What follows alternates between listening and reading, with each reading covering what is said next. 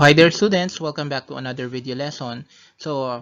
We are now on our second quarter for grade 8 mathematics video lessons. So for week 1, we will be discussing about the illustration of linear inequalities in two variables. So if we studied linear equations in two variables last quarter, so we will now open another topic which is something to do with linear inequalities. So let's start. So let's have the lesson objectives. First, we will be writing statements as a linear inequality in two variables. And then we will define and illustrate linear inequalities in two variables. And after that, we will differentiate linear inequalities in two variables from linear equations in two variables. So kagaya nga ng sabi ko, na-discuss na po natin yung lessons about linear equations in two variables nung nakaraang quarter na first quarter. So ngayon, mag-start tayo sa quarter na to na ang lesson natin is linear inequalities. So what is a linear inequality in two variables? A linear inequality in two variables is an inequality which can be written in different forms. So, kung linear equation, so ang ginagamit lang po natin doon na symbol is the equal symbol, yung equal sign. So, in linear inequality in two variables, or kahit one variable pa yan, we will be using four different symbols, which are less than, greater than, less than or equal to, greater than or equal to. As you can see, we can write the linear inequality in two variables in four different forms. First, ax plus by is less than c. Then ax plus by is greater than c. And then ax plus by is less than or equal to c. And then ax plus by is greater than or equal to c, where a, b, and c are real numbers and both a and b are not equal to 0. So, wala naman silang pinagkaiba kundi yung symbol na ginagamit. So, let's have the keywords for inequalities. So, yung mga keywords na to, magagamit nyo po to identify which inequality symbol are you going to use. So, for less than, so ayan po, is less than. And then greater than, is greater than. Kapag naman po less than or equal to, so we can use is less than or equal to, or yung at most. And then kapag greater than or equal to, is greater than or equal to, o kaya naman yung opposite ng at most, which is at least. So let's have the first activity. So write the following statements as a linear inequality in two variables. So na-introduce ko na sa inyo yung mga keywords na dapat nyong tandaan in order for you to identify which inequality symbol is appropriate to use. So, isusulat lang natin yung mga statements na yan gamit yung mga inequality symbols. So, let's have item number 1. The sum of 20 peso bills, denoted by variable T, and 50 peso bills, denoted by variable F, is less than 800 pesos.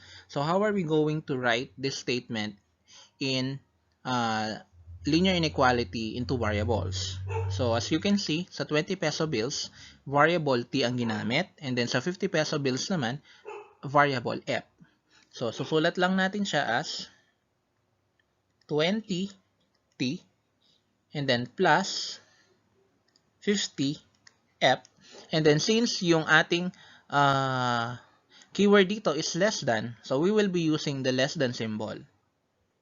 And then 800. So, ganito po natin isusulat yung given statements. So, 20t plus 50f is less than 800. So, for item number 2, the difference of the number of 150 peso tickets and 400 peso tickets is greater than 25.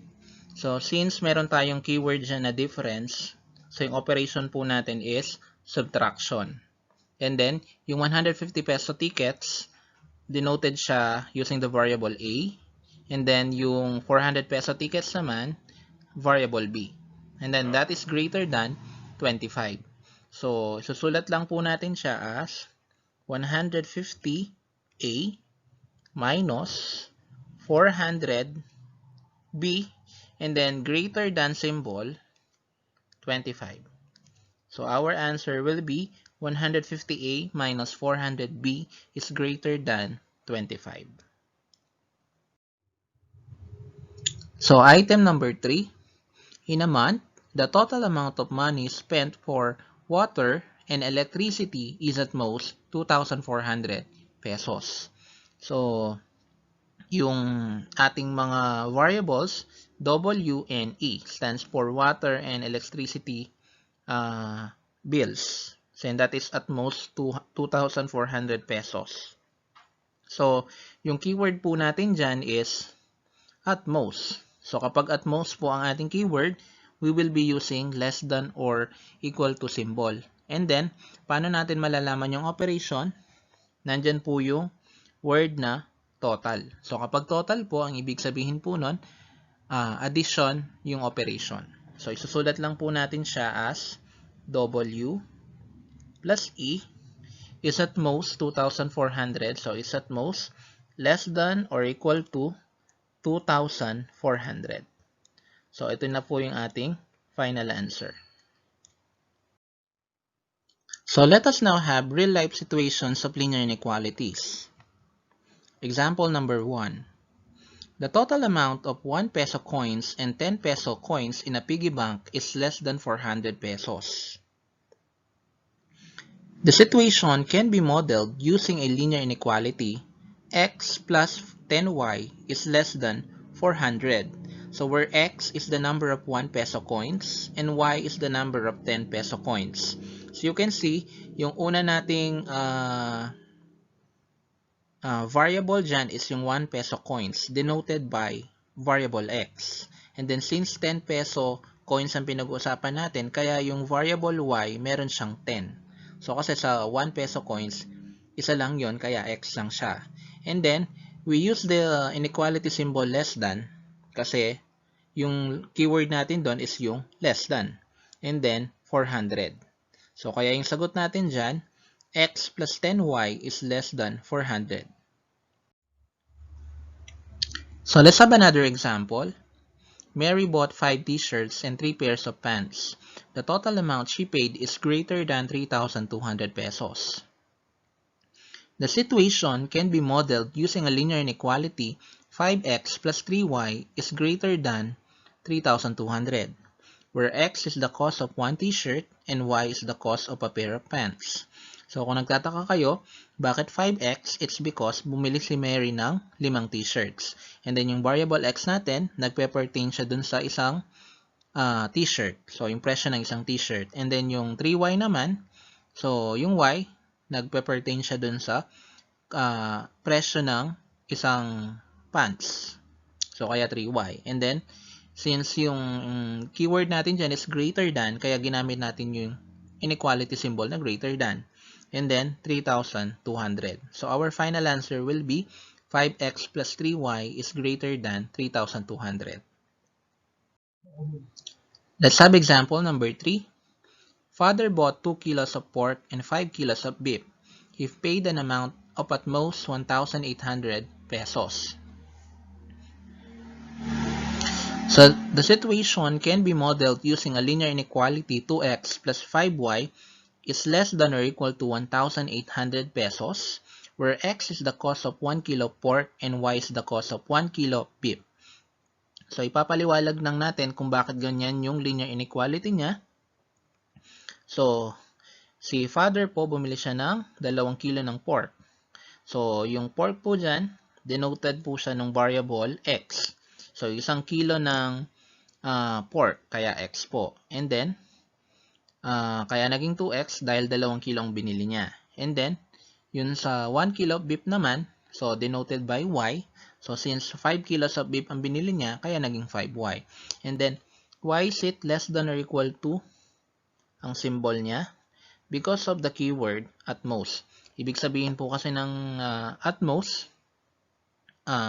is less than or equal to. Maaring bumaba sa 1,800 pesos ang total na binayaran ni father o kaya naman equal sa 1,800. So for our last example, the difference of two numbers is at least 38. So, meron po tayo dyang keyword na difference. Ibig sabihin, ang ating situation, pwede natin siyang isulat as x minus y is greater than or equal to 38. So, since nga yung ating keyword dyan is difference, kaya kung makapapansin nyo, yung operation po natin is minus, subtraction. And then, we have there also the keyword at least. Okay, ibig sabihin po kasi ng at least, maaring tumaas o kaya equal dun sa 38. Yung difference ng dalawang number, x and y. So, yung sagot po natin dyan is x minus y is greater than or equal to 38. Where x and y are the two numbers. Now, so to differentiate linear equations from linear inequalities, so a linear equation is a mathematical sentence which shows that the two quantities have the same or equal values. So kagaya na nga sinabi ko, kapag linear equation ang ating pinag-uusapan, we only use the equality symbol, yung equal sign. It's because the both sides of the equation are equal. So, merong mga specific value or values na magiging equal yung both sides. It uses an equality symbol. Ayan po yung equal symbol. A linear equation can be written in standard form. Ax plus by is equal to c. So, yung standard form ng linear equation, ayan po. And then, and whose graph forms a straight line. So, kapag linear equation po, from the root word of linear, which is line, line po yung graph niya. What about linear inequality? So, a linear inequality is a mathematical sentence which shows that the two quantities do not have the same or equal values. So, since inequality po ang ating topic, so wala pong values na magiging equal yung both sides dahil nga unequal. Okay, not equal. So, and then we can use four different symbols na diniscuss ko kanina, and then we can write a linear inequality in two variables using four different standard forms. Ayan po yung mga different standard forms na sinasabi ko. And then, however, its graphs has shaded region which sometimes include or exclude the line. So, kagaya po ng linear equation, straight line pa rin po naman ang kanyang graph. Kaya lang, meron na po siyang shaded region na kung saan makikita natin aling portion nung coordinate plane ang solution, part ng solution nung given inequality. So, yung shaded region na yan is i-discuss ko po sa susunod na video lesson. So, difference in their graphs. So, kahit na sa susunod na video lesson ko pa i-discuss yung linear inequalities, so kung paano i-graph yung linear inequalities in two variables. So, titignan natin kung paano ba nagkakaiba ang linear equation tsaka linear inequality in terms of their graphs. So, ayan. So, yan ang graph ng linear equations. Straight line lang siya. Okay. So, matatandaan nyo, yung linear equations, meron siyang apat na uri ng slope. So, yung positive, negative, undefined, tsaka yung zero. And then, sa linear inequalities naman, ayan. So, you can see, yung line natin dyan is broken. And then, meron tayong shaded region. Ayan yung blue part. So, maari kasi yung shaded region natin sa ilalim ng line o maari namang sa ibabaw ng line. And then, dalawa yung uri ng line na ginagamit natin sa linear inequalities. Yung solid line tsaka yung broken line. So, I hope naging clear sa inyo yung difference ng linear equations and linear inequalities in terms of graph.